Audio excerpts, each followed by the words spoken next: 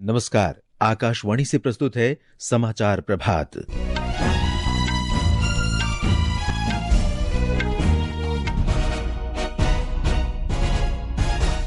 मुख्य समाचार। संयुक्त राष्ट्र महासचिव अंतोनियो गुतेरेस ने ईरान के परमाणु प्रतिष्ठानों पर अमेरिकी सैन्य हमलों के बाद पश्चिम एशिया संकट कम करने के लिए तत्काल कार्रवाई का आग्रह किया। ईरानी विदेश मंत्री अब्बास अरागची रूस के राष्ट्रपति व्लादिमीर पुतिन के साथ वार्ता करने के लिए मॉस्को पहुंचे। ऑपरेशन सिंधु के अंतर्गत अब तक 1800 से अधिक भारतीय नागरिकों को ईरान और इसराइल से सुरक्षित भारत लाया गया। 4 राज्यों की 5 विधानसभा सीटों के उपचुनाव की मतगणना शुरू। और भारत ने थाईलैंड में एशियाई पैरा बैडमिंटन चैंपियनशिप में 27 पदक जीते। समाचार प्रभात के साथ मैं देवेंद्र त्रिपाठी। संयुक्त राष्ट्र महासचिव एंटोनियो गुतेरेस ने न्यूयॉर्क स्थित संयुक्त राष्ट्र मुख्यालय में सुरक्षा परिषद के आपातकालीन विशेष सत्र में विश्व में शांति रखने की अपील की है। उन्होंने ईरान के परमाणु केंद्रों पर अमेरिकी हमले के बाद उत्पन्न संकट कम करने के लिए तत्काल कार्रवाई करने का आग्रह किया है। श्री गुतेरेस ने जवाबी कार्रवाई और व्यापक युद्ध का खतरा रोकने के लिए भी तत्काल प्रयास करने का आह्वान किया। We face a stark choice. One path leads to wider war, deeper human suffering, and serious damage to the international order. The other leads to de-escalation, diplomacy, and dialogue. We know which path is right. And I urge this Council and all Member States to act with reason, restraint, and urgency. We cannot and must not give up on peace. Shri Guterres ने अंतर्राष्ट्रीय शांति और सुरक्षा से संबंधित सत्र को संबोधित करते हुए चेतावनी दी कि ईरान पर अमेरिकी हमला क्षेत्र में बिगड़ती स्थिति के लिए एक विनाशकारी मोड़ है। उन्होंने कूटनीतिक समाधानों का आह्वान किया। इस बीच ईरान के विदेश मंत्री अब्बास अरागची वार्ता के लिए रूस की राजधानी मॉस्को पहुंच गए हैं। वे अमेरिकी हमले के बाद क्षेत्रीय और अंतर्राष्ट्रीय घटनाक्रमों पर राष्ट्रपति व्लादिमीर पुतिन और अन्य वरिष्ठ अधिकारियों के साथ परामर्श करेंगे। ईरान की संसद ने स्ट्रेट ऑफ हॉर्मुज बंद करने के प्रस्ताव को सर्वसम्मति से स्वीकृति दे दी है। हॉर्मुज जलडमरू मध्य तेल और गैस आपूर्ति के लिए विश्व का सबसे महत्वपूर्ण मार्ग है। ईरानी संसद का यह निर्णय फोर्दो, नातांज और इस्फहान परमाणु केंद्रों पर अमेरिकी हमले की जवाबी कार्रवाई के रूप में लिया गया है। यह निर्णय तनाव बढ़ने का संकेत देता है, जिससे पूरे विश्व में गंभीर आर्थिक संकट उत्पन्न हो सकता है। हालांकि इसे लागू करने का अंतिम फैसला ईरान की सर्वोच्च राष्ट्रीय सुरक्षा परिषद को लेना है। अभी परिषद ने यह निर्णय लागू करने का औपचारिक आदेश जारी नहीं किया है। अमेरिकी विदेश मंत्री मार्को रूबियो ने ईरान के इस कदम की निंदा करते हुए इसे आर्थिक आत्महत्या बताया है। इस बीच अंतर्राष्ट्रीय बाजारों में तेल के दाम तेजी से बढ़ने शुरू हो गए हैं। हमारे पश्चिम एशिया संवाददाता की यह रिपोर्ट। होर्मुज जलडमरू मध्य वैश्विक तेल निर्यात का लगभग 20% और दुनिया के तरलीकृत प्राकृतिक गैस शिपमेंट का एक महत्वपूर्ण हिस्सा संभालता है। ईरान के वरिष्ठ सांसद और रिवोल्यूशनरी गार्ड्स कमांडर इस्माइल कोवसरी ने कहा कि संसद ने निष्कर्ष निकाला है कि जलडमरू मध्य को बंद कर दिया जाना चाहिए, लेकिन इस बात पर जोर दिया है कि सर्वोच्च राष्ट्रीय सुरक्षा परिषद के पास अंतिम निर्णय लेने का अधिकार है। अर्थशास्त्रियों ने चेतावनी दी है कि इसके पूरी तरह बंद होने से वैश्विक मुद्रास्फीति और आर्थिक स्थिरता पर व्यापक प्रभाव पड़ सकता है। इस संकीर्ण जलमार्ग से होकर गुजरने वाली एशिया और यूरोप की प्रमुख अर्थव्यवस्थाएं पश्चिम एशिया ऊर्जा आपूर्ति पर काफी हद तक निर्भर हैं। संकट को रोकने के लिए चीन की प्रक्रिया बेहद निर्णायक बनी हुई है, लेकिन चीन के अधिकारियों ने अभी तक कोई भी आधिकारिक बयान जारी नहीं किया है। उधर अमेरिकी राजनयिक अपने समकक्षों पर दबाव डाल रहे हैं कि वे स्थिति को अनियंत्रित होने से पहले ईरानी नेतृत्व के साथ हस्तक्षेप करें। दुबई से विनोद कुमार की रिपोर्ट के साथ समाचार कक्ष से शक्ति सिंह।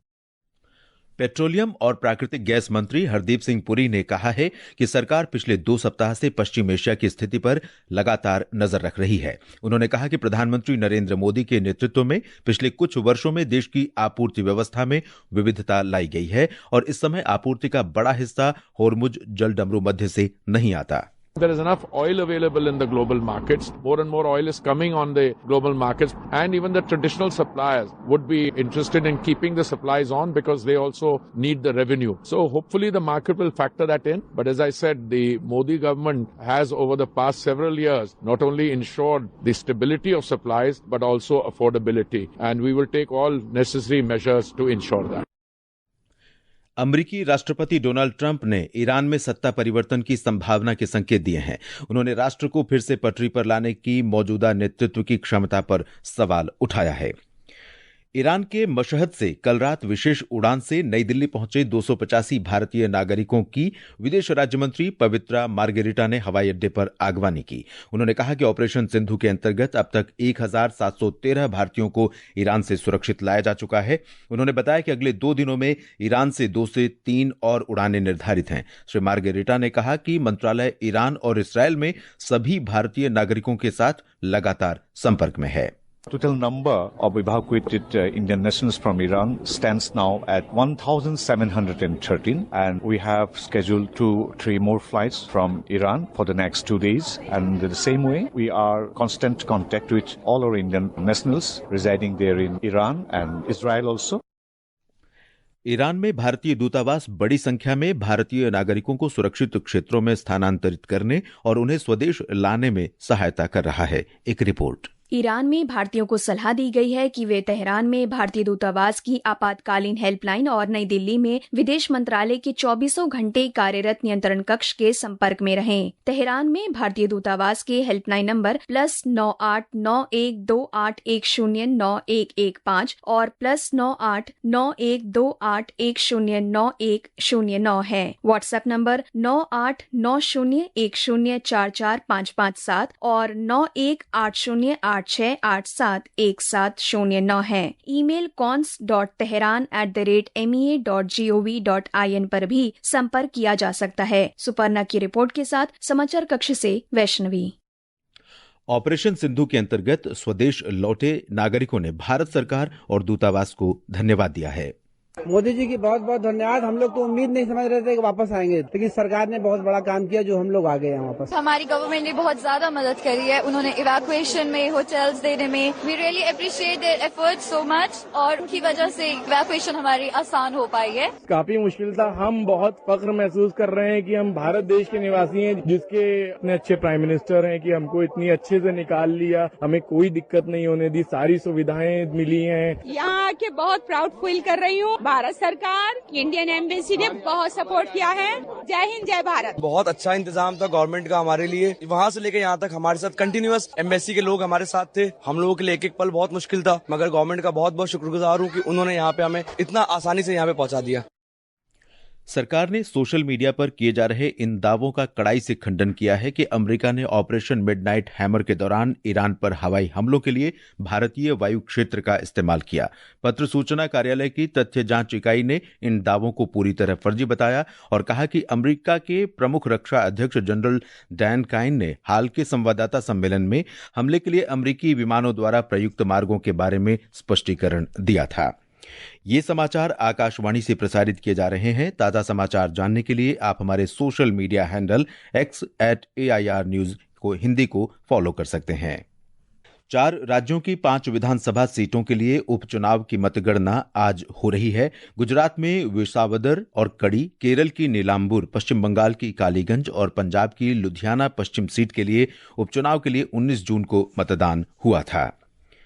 केंद्रीय गृह मंत्री अमित शाह ने कल शाम नक्सलवाद से निपटने पर समीक्षा बैठक की अध्यक्षता की। छत्तीसगढ़ के रायपुर में हुई इस बैठक में वाम उग्रवाद से ग्रस्त 7 राज्यों के पुलिस महानिदेशक, अपर पुलिस महानिदेशक और वरिष्ठ अधिकारी शामिल हुए। श्री शाह ने कहा कि देश अगले वर्ष 31 मार्च तक नक्सलवाद से मुक्त हो जाएगा। ब्यौरा हमारे संवाददाता से।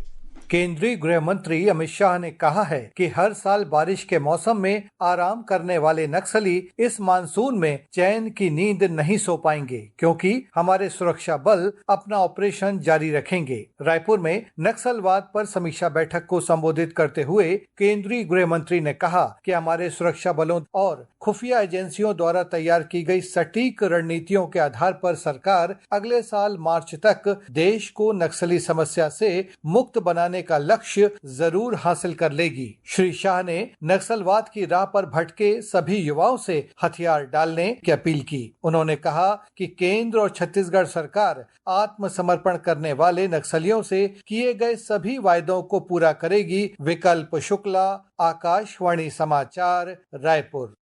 रक्षा मंत्री राजनाथ सिंह आज शाम नई दिल्ली में राष्ट्रपति द्रौपदी मुर्मू के भाषणों पर आधारित संकलन विंग्स टू आवर होप्स और आशाओं की उड़ान खंड 2 का विमोचन करेंगे। सूचना और प्रसारण मंत्री अश्विनी वैष्णव तथा सूचना प्रसारण राज्य मंत्री डॉक्टर एल मुरुगन भी समारोह में उपस्थित रहेंगे। उपराष्ट्रपति जगदीप धनखड़ आज नोएडा के एमिटी यूनिवर्सिटी में भारतीय विश्वविद्यालय संघ की स्थापना के 100 वर्ष पूरे होने पर आयोजित राष्ट्रीय कुलपति सम्मेलन का शुभारंभ करेंगे। 2 दिन के सम्मेलन की थीम है भावी उच्च शिक्षा की परिकल्पना, भारत की केंद्रीय भूमिका। थाईलैंड में एशियाई पैरा बैडमिंटन चैंपियनशिप 2025 में भारतीय खिलाड़ियों ने 27 पदक जीते हैं। एक रिपोर्ट। भारत ने 4 स्वर्ण, 10 रजत और 13 कांस्य सहित कुल 27 पदक जीते। भारतीय दल का इस आयोजन में ये सर्वश्रेष्ठ प्रदर्शन है। पदक विजेताओं में पेरिस पैरालंपिक के स्वर्ण पदक विजेता नीतीश कुमार, रजत पदक विजेता तुलसीमती मुरुगेशन और कांस्य पदक विजेता मनीषा रामदास शामिल हैं। थाईलैंड में आयोजित प्रतियोगिता में भारत ने मिक्स डबल्स SL3SU5 स्पर्धा में अपना दबदबा कायम रखते हुए तीनों पदक जीते। फाइनल में नीतीश कुमार और तुलसीमती ने ऋतिक रघुपति और मानसी जोशी को हराकर स्वर्ण पदक जीता। चिराग बरेठा और मनदीप कौर ने कांस्य पदक जीता। उधर लीड्स में इंग्लैंड के साथ पहले क्रिकेट टेस्ट मैच के चौथे दिन आज भारतीय टीम दूसरी पारी में 2 विकेट पर 90 रन से आगे खेलना शुरू करेगी। केएल राहुल 47 और कप्तान शुभमन गिल 6 रन बनाकर बल्लेबाजी कर रहे हैं। भारतीय टीम की कुल बढ़त 96 रन की हो गई है। भारत की पहली पारी में 471 रन के जवाब में इंग्लैंड ने पहली पारी में 465 रन बनाए थे। समाचार कक्ष से शशांक कुमार। मौसम विभाग ने पूर्वी राजस्थान, पश्चिमी मध्य प्रदेश, हिमाचल प्रदेश, उत्तराखंड, गुजरात, मध्य महाराष्ट्र, नागालैंड, मणिपुर, असम और बिहार में अलग अलग स्थानों पर आज मूसलाधार बारिश का अनुमान व्यक्त किया है। इस बीच दक्षिण पश्चिम मानसून हिमाचल प्रदेश, जम्मू कश्मीर के अधिकांश हिस्सों, पंजाब के कुछ स्थानों पर और लद्दाख में आगे बढ़ रहा है। पश्चिम एशिया संकट के बीच अमेरिका और एशिया के शेयर बाजारों में आज शुरुआती कारोबार में गिरावट आई। अमेरिका में S&P 500 फ्यूचर और नैस्डैक फ्यूचर में भी गिरावट दर्ज की गई। ये समाचार हमारी वेबसाइट newsonair.gov.in और हमारे news on AIR mobile app पर भी उपलब्ध हैं। और अब आज के समाचार पत्रों की सुर्खियों के साथ हैं रवि कपूर। धन्यवाद देवेंद्र। अमेरिका द्वारा ईरान पर किए गए हमले की खबर आज के सभी अखबारों के पहले पन्ने पर छाई हुई है। दैनिक जागरण लिखता है, अमेरिका का ईरान के परमाणु संयंत्रों पर हमला, फोर्डों पर बरसाए गए बंकर बस्टर बम। ईरान ने कहा इसके गंभीर दुष्परिणाम होंगे। जनसत्ता की सुर्खी है, तबाही का मंजर, फोर्दो इस्फहान नातांज परमाणु केंद्रों पर 7 B-2 बम वर्षकों से गिराए 14 बम। दैनिक भास्कर ने लिखा है, अमेरिका 22 साल बाद फिर सीधे युद्ध में कूदा। ट्रंप बोले, तीनों एटमी साइट्स तबाह, ईरान का दावा ज्यादा नुकसान नहीं हुआ, हम बदला लेंगे। ईरानी राष्ट्रपति से पीएम मोदी की बात भी सभी अखबारों में प्रमुखता से है। हिंदुस्तान लिखता है, पीएम ने कहा शांति के लिए संवाद जरूरी। ऑपरेशन सिंदूर का असर, अभी से 15 अगस्त को लेकर सुरक्षा कड़ी, एंटी ड्रोन रडार सिस्टम पहले से तैनात। नवभारत टाइम्स में है। अमर उजाला ने खबर दी है, पहलगांव के हमलावरों को पनाह देने वाले 2 आतंकी मददगार गिरफ्तार। मानसून में चैन से नहीं रह पाएंगे नक्सली, सख्ती से चलेगा अभियान। गृहमंत्री अमित शाह का यह बयान अमर उजाला सहित अधिकांश अखबारों में है। दुनिया भर के कपड़ा ब्रांड बांग्लादेश की जगह भारत को दे रहे बड़े ऑर्डर। 2024-25 में देश का कपड़ा निर्यात 12% बढ़ा। दैनिक भास्कर में है। और अंत में मुख्य समाचार एक बार फिर। संयुक्त राष्ट्र महासचिव अंतोनियो गुतरस ने ईरान के परमाणु प्रतिष्ठानों पर अमेरिकी सैन्य हमलों के बाद पश्चिम एशिया संकट कम करने के लिए तत्काल कार्रवाई का आग्रह किया। ईरानी विदेश मंत्री अब्बास अरागची रूस के राष्ट्रपति व्लादिमीर पुतिन के साथ वार्ता करने के लिए मॉस्को पहुंचे। ऑपरेशन सिंधु के अंतर्गत अब तक 1800 से अधिक भारतीय नागरिकों को ईरान और इसराइल से सुरक्षित लाया गया। 4 राज्यों की 5 विधानसभा सीटों के उपचुनाव की मतगणना शुरू। और भारत ने थाईलैंड में एशियाई पैरा बैडमिंटन चैंपियनशिप में 27 पदक जीते। इसके साथ ही समाचार प्रभात का ये अंक समाप्त हुआ। नमस्कार।